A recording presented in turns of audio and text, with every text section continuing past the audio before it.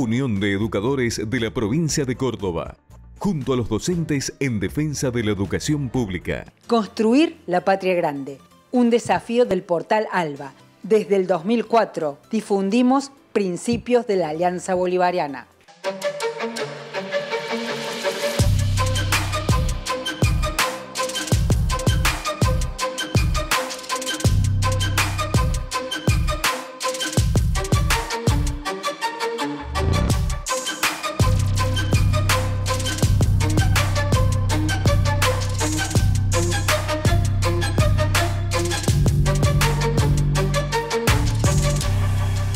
Muy bienvenidos a una nueva edición de Principio Activo, Salud y Sociedad. Este espacio en el que nos encontramos para reflexionar sobre las cosas que nos pasan, para proponer una mirada diferente a la que nos proponen otros medios masivos de comunicación. Tratamos de hilvanar ideas que surgen desde las raíces, que surgen desde las bases. Tratamos de pensar por fuera de la caja.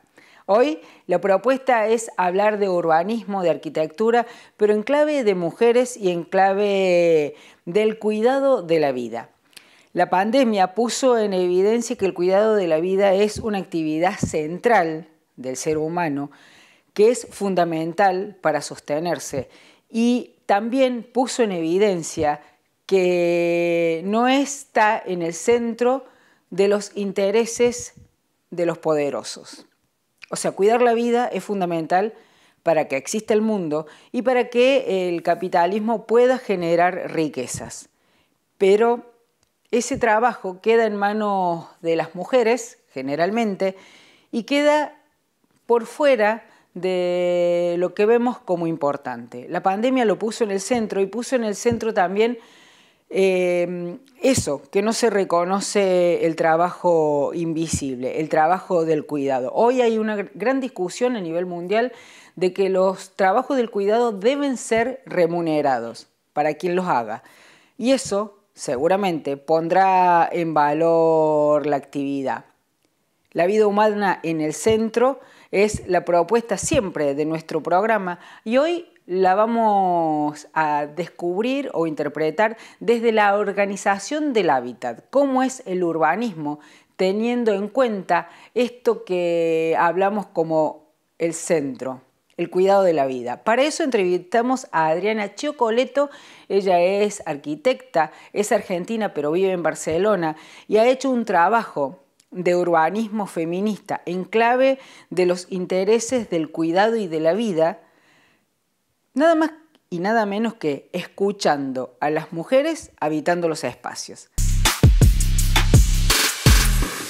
El urbanismo feminista es comunitario y es ecológico o no es.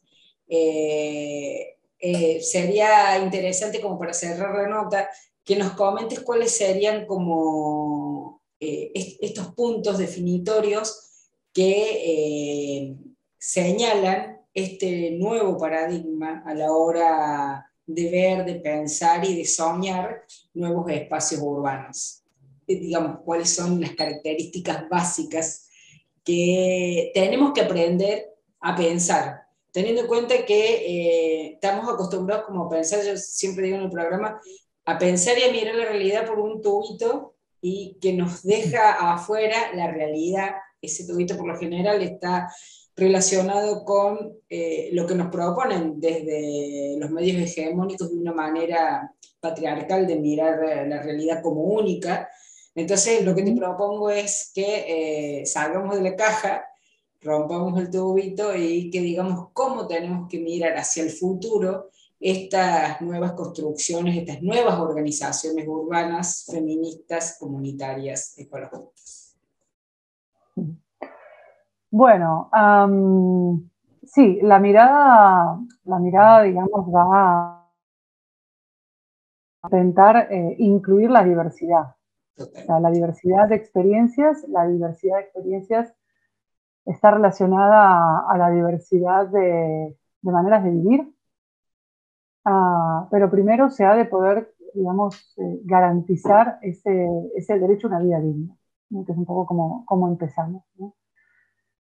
Para eso, nosotras lo que decimos es que la primera acción, digamos, es la deconstrucción de la mirada, la deconstrucción de la disciplina a quien le toca ejercerla. Y es un poco lo que nuestro ejercicio ha sido ese, de construirnos y reconstruirnos en una mirada que intente ponerle voz, ¿no? y características, como acabas de decir, a un nuevo paradigma, ¿no? Entonces, en esta deconstrucción de la mirada está, bueno, primero tener una mirada crítica y proactiva. Totalmente. ¿No? Saber primero dónde estamos, desde qué lógicas estamos actuando y perpetuando cosas que no nos damos cuenta. Totalmente. No nos está haciendo felices, básicamente, ¿no? Vamos a poner un poco estos términos porque ya, digamos, del sacrificio, bueno, estamos un poco cansadas, ¿no? Queremos disfrutar de la vida, entonces vamos a ponernos en este lugar, ¿no? Que nos merecemos. Entonces, sería como el primer punto. Desde lo que tiene que ver con lo disciplinario, que sería como desde cada una, ¿no? Desde la disciplina que puede aportar. Nosotras somos urbanistas, somos arquitectas, sociólogas también. Es entender que no se puede abordar desde una sola mirada disciplinar, o sea, es multidisciplinar total. Y esto entra desde los despachos que ejercen el urbanismo, desde las administraciones públicas que piensan que desde una sola área o desde un tipo de política sola se puede cambiar la manera de habitar y de vivir, ¿no? O sea, el planeamiento no puede ser solo desde la arquitectura o desde la ingeniería, o sea, tiene que ser, que es como mayormente es, o sea, tiene que ser desde una mirada multidisciplinar que incluya la sociología, la antropología, bueno, las disciplinas ambientales ya vienen entrando, ¿no? Porque, bueno, han tenido un contexto que se lo han de alguna manera trabajado también, y hay unas legislaciones internacionales, ¿no? Que están como más claras, que tienen que incorporarse, pero también les cuesta, ¿no? Nosotros en esta línea ecofeminista también abogamos por esta mirada ecológica ambiental, ¿no? Y también otras, ¿no? Desde la educación, desde la economía feminista también, ¿no? Desde la cultura, bueno, hay muchas disciplinas que intervienen en lo que es la definición de los espacios de vida, ¿no? Y cada una hará su parte, en un diálogo, en un diálogo horizontal, ¿no? Por lo tanto, es romper esa jerarquía, ¿no? Despatriarcalizar, ¿no? Desjerarquizar el urbanismo, es un poco lo que nosotras reclamamos, ¿no?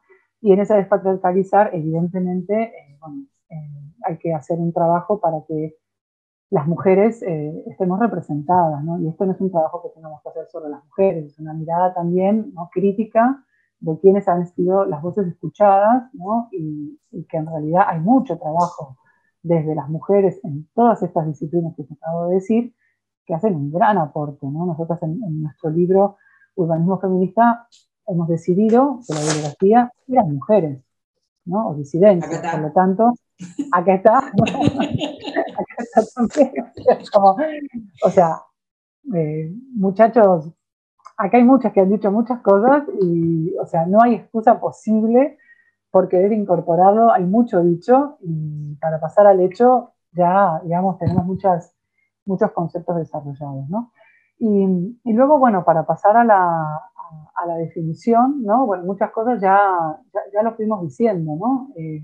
En la conversación, ¿no? Pero entendemos que se ha de poder también trabajar desde lo comunitario, y esto también es rompiendo estas jerarquías, entendiendo que el urbanismo es una disciplina solo de especialistas, es imposible, sí, es solo de especialistas, por lo tanto las personas vecinas son especialistas de habitar esos territorios. Por arquitecto urbanista y vivo en el barrio de al lado, pues no seré especialista de ese barrio, claramente esto es así, ¿no? Y entonces en esas especialidades también podríamos hablar de la diversidad territorial, ¿no? Que bueno, es un tema que yo personalmente le estoy dando bastantes vueltas, porque bueno, no habito en un entorno urbano en la actualidad, ¿no? Me genera muchas contradicciones, ¿no? Trabajando justamente por este urbanismo feminista que tiene que, de alguna manera, poder dotar, ¿no? A esta vida cotidiana de las infraestructuras necesarias para el desarrollo de la vida, pero en realidad somos muy diversos en la manera de habitar y cómo es la relación con los entornos no urbanos, ¿no? Desde esta planificación, ¿no? Que ha, de alguna manera, ayer estaba justamente en una charla que hablábamos de esto, englobado y ha intentado homogeneizar, como ha intentado homogeneizar el urbanismo, ¿no? Tradicional, la experiencia de las personas, como que somos todas unas en un mismo formato y habitamos igual, ese igual universal es la persona que se dedica a las tareas productivas y por eso el urbanismo prioriza solo eso, en la movilidad, en los espacios, en las prioridades, ¿no? Etcétera. Pues lo mismo en la mirada del territorio, ¿no? En la mirada del territorio es mucho más diversa, también es rural, también es entre lo urbano y lo rural, hay muchos matices entre medio. Bueno, yo he conocido la experiencia del ecobarrio, ¿no? En la visita que estuvimos en Salsipuedes con Isabel Donato, supongo que la conoces, Sí, y que justamente habla de estos intersticios, ¿no? Entre lo urbano y lo rural, ¿no? O sea, cómo son otras formas de habitar que nos están explicando otras cosas, que nos ayudan a entender otra relación con el territorio y que justamente están poniendo otras vidas, ¿no? Otras vidas, la biodiversidad como otra manera de habitar para ponerla en valor y para que desde el urbano también se la respete, se la incluya y sobre todo no se la dañe. Cerramos el primer bloque de Principio Activo, Salud y Sociedad. En el próximo seguimos hablando de urbanismo feminista, hablando de territorios y diversidad. Unión de Educadores de la Provincia de Córdoba, junto a los docentes en defensa de la educación pública. Obra social del personal de la industria gráfica de la provincia de Córdoba. Defendemos el sistema solidario de atención de la salud. La salud es un derecho, no un negocio. Seguimos en Principio Activo, Salud y Sociedad, hablando de hábitat, de territorios urbanos, de urbanismo feminista. Seguimos con Adriana Checoleto.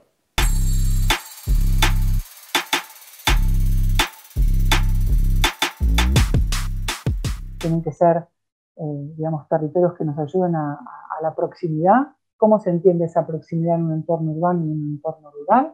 Es lo que nos tenemos que sentar a definir. Y eso lo podremos decir desde lo comunitario, ¿no?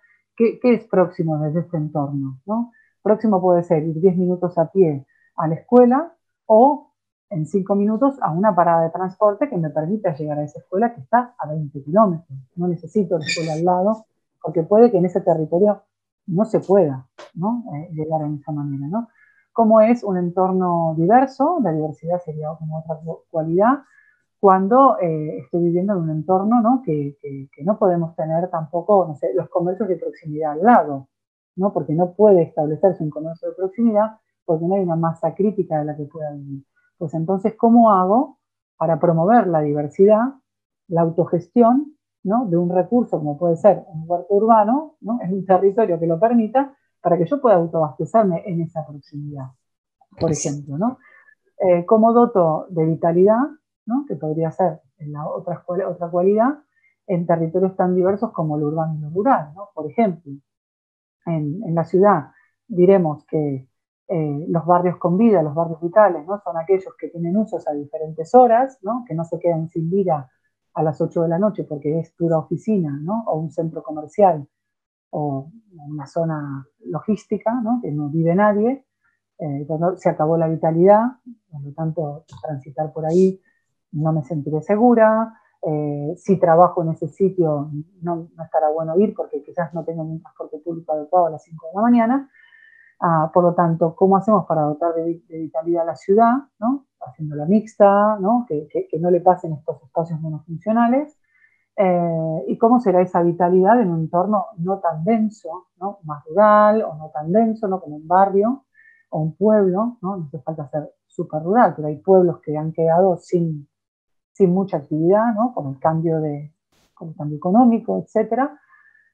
Pues ¿cómo hago para que sea vital, ¿no? Pues quizás ayudando a que al lado de la parada del transporte público haya un local social que nos permita reunirnos a las personas, ¿no? Que utilizamos esa parada de transporte público para el transporte escolar de 5 a 7 de la tarde, ¿no? Que es cuando hacemos ese uso, y podamos tener una actividad comunitaria 2 o 3 horas al día. Y ahí al lado viene, no sé, quien vende un producto y se monta una paradita, ¿no? Y ahí ya pasaron 4 cosas, ¿no? Y eso le da vitalidad a ese entorno, que no hace falta que sea todo el día porque no llega, ¿no? A que eso suceda.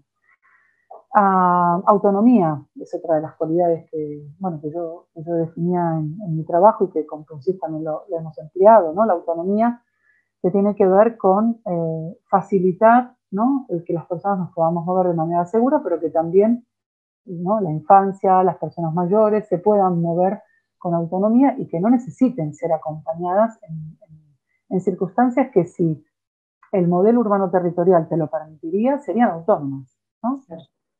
Ejemplo, no sé, en un entorno, ahora pienso en la carretera que crucé para entrar al barrio de Salsipuedes, ¿no? Por ejemplo, que no sé cómo se llama esa ruta, ¿no? La E53. Pero, si la E53, sí. Si tuviera no me acuerdo si lo tenía o no, pero si una carretera que pasa por unos barrios, ¿no? Que sí o sí la vas a tener que cruzar N veces, porque todo lo vas a tener que ir a hacer ahí afuera, tomándote aquel colectivo con aquella parada.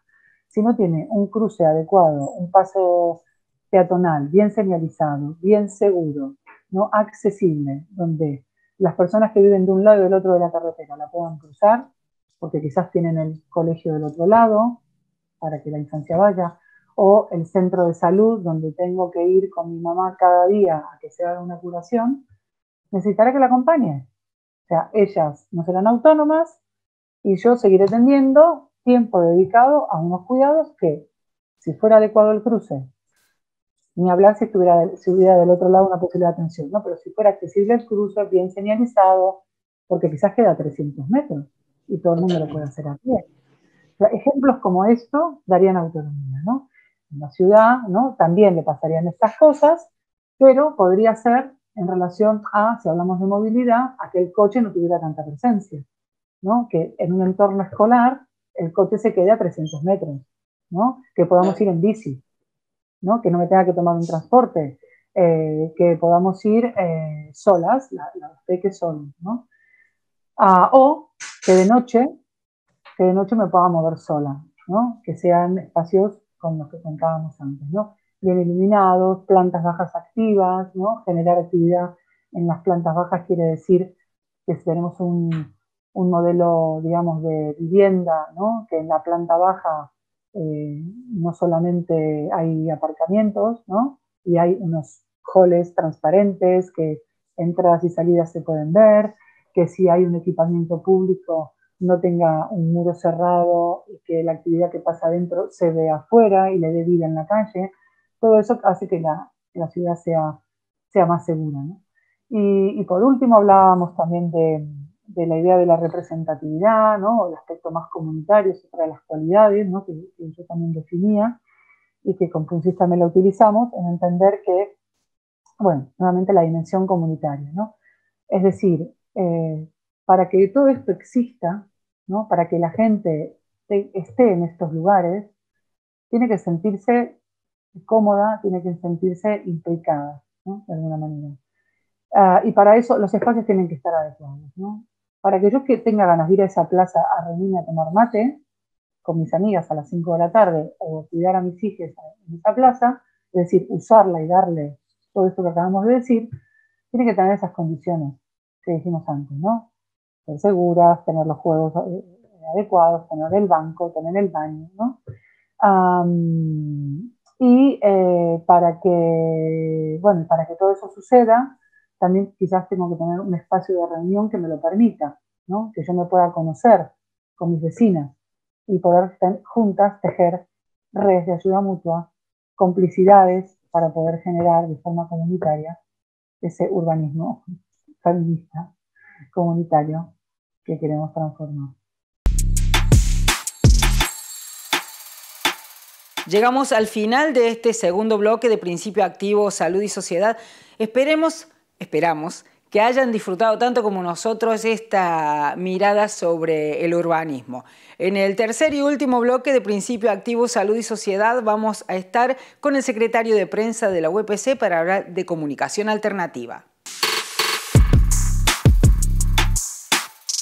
Tengo una propuesta súper interesante para ustedes. Carnes Vikingo, la mejor carne de las Sierras Chicas. Si vas por la E53, una parada obligada.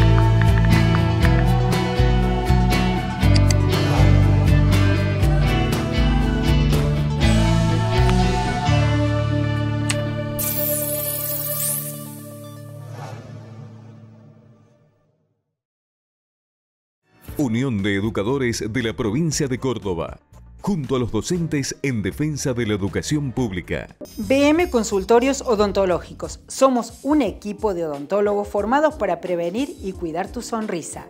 Te cuidamos, nos cuidamos. Obra social del personal de la industria gráfica de la provincia de Córdoba. Defendemos el sistema solidario de atención de la salud. La salud es un derecho, no un negocio. Tercer y último bloque de Principio Activo, Salud y Sociedad con el secretario de Comunicación y Prensa de la Unión de Educadores de la provincia de Córdoba. Abordamos un tema que para nuestro programa siempre es central, la comunicación alternativa y la comunicación popular. Escuchamos cómo lo definen.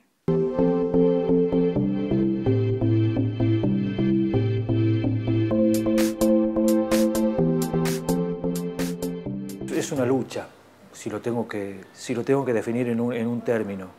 Me parece que si ves regionalmente, los pueblos latinoamericanos sobre todo, pero yo creo que a nivel mundial también pasa, quienes son más atacados por el poder real son quienes deciden comunicar sin intereses corporativos de por medio.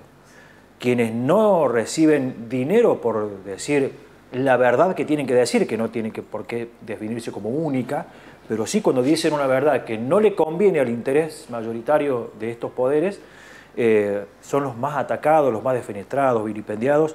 Y bueno, me parece que justamente la comunicación alternativa, popular, comunitaria, viene a rescatar esto que es lo colectivo, esto que la comunicación hoy por hoy intenta fragmentar, como son las redes o algunos otros herramientas o espacios, intentan individualizar, fragmentar, quedarte en tu casa. Vos tenés no solamente un lugar donde consumir información, sino donde además expresarte como individuo, pero lo haces como tal, como individuo. Entonces, lo colectivo, lo comunitario, en tanto popular también, obviamente en los medios populares tiene su posibilidad, y reitero, es un gran desafío. Así que bueno, lo llevamos adelante, lo apoyamos y lo llevamos adelante también. Lo primero que hay que tratar de hacer desde nuestra experiencia es tratar de identificar cuál es el contenido que atenta contra el bien común o la comunidad. Porque muchas veces están muy bien camuflados, muy bien disfrazados. La mercantilización, tanto de la comunicación como de la educación, son un claro ejemplo. Te lo venden como bonito y conveniente, sin embargo, hablando mal y pronto, termina siendo solo un negocio para pocos. Y un gran perjuicio para quienes son los que deberían ser en realidad los destinatarios de ese derecho. Entonces termina no siendo un derecho justamente, sino un privilegio para quienes puedan pagarlo. Me parece que la construcción de contenidos tiene que basarse primero en la identificación de la amenaza y después en en tener en cuenta muchas experiencias que están dando vueltas y van a seguir seguramente apareciendo por allí en cuanto a comunicación. Para no irme a otro ejemplo, justamente los SRT, que pertenecen a una universidad y es un medio público, me parece que es un claro ejemplo de la diversidad de contenidos. Yo podría decir que si estamos ahora en dos plataformas diferentes en cuanto a radio se habla, como AM y FM, y apuntamos a públicos distintos, deberíamos pensar en contenidos distintos. Sin embargo, tratamos de darnos el desafío de unificar ese criterio para poder ser tanto clásicos, si se quiere, no digo conservadores, sino clásicos como para transmitir en un formato AM, como también innovadores y atrayentes, seductores, como dice Omar Rincón, a la hora de atraer un público nuevo, que se renueva, que siempre busca la novedad, y eso es legítimo. Así que tenemos que ser novedosos, tenemos que ser seductores y a la vez ser serios, obviamente.